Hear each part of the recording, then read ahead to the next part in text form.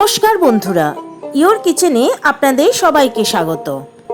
আমার আজকের রেসিপি লোটে মাছের ফ্রাই।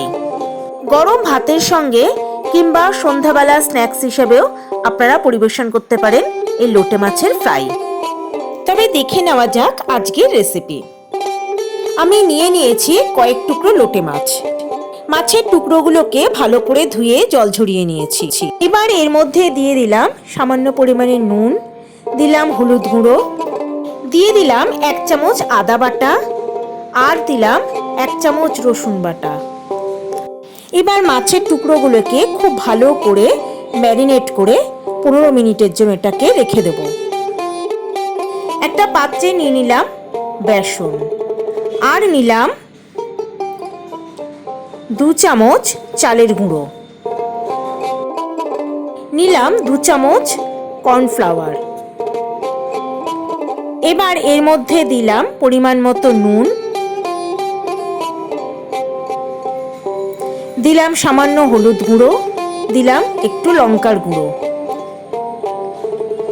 এবার পরিমাণ মতো জল দিয়ে এটাকে আমি ভালো করে একটা ব্যাটার তৈরি করে নেব।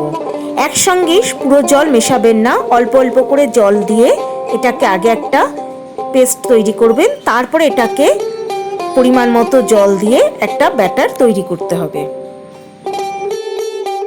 আমার সকল দর্শক বন্ধুর কাছে একান্ত অনুরোধ রইল আমার চ্যানেলটা সাবস্ক্রাইব করার। এবার খুব ভালো করে এটাকে ফেটিয়ে নিতে হবে।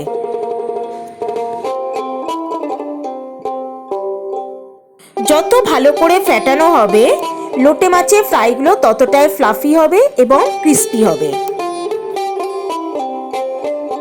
আমি প্রায় 10 মিনিটের মতো এটাকে খুব ভালো করে ফেটিয়ে নিয়েছি।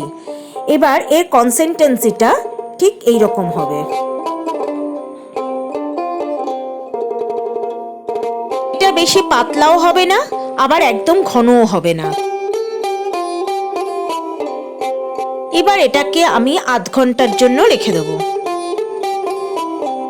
প্যানে দিয়ে দিলাম পরিমাণ মতো তেল। তেল গরম হতেই ব্যাটারে ডুবিয়ে মাছগুলোকে আমি এভাবে একটা একটা করে দিয়ে দিয়েছি। এবার এটাকে মিডিয়াম ফ্লেমে ভালো করে ভেজে নিতে হবে। এক পাশটা ভাজা হয়ে গেলে এবার এটাকে উল্টে দিতে হবে, অন্য পাশটাও যাতে ভালো করে ভাজা হয়ে যায়। আর গ্যাসের ফ্লেম লো করে দিয়ে এগুলোকে আমি লাল লাল করে ভেজে নেব।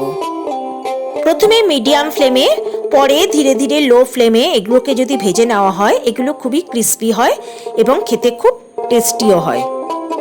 সমস্তগুলো ভাজা হয়ে গেছে, এবার এগুলো আমি তেল থেকে তুলে নেব।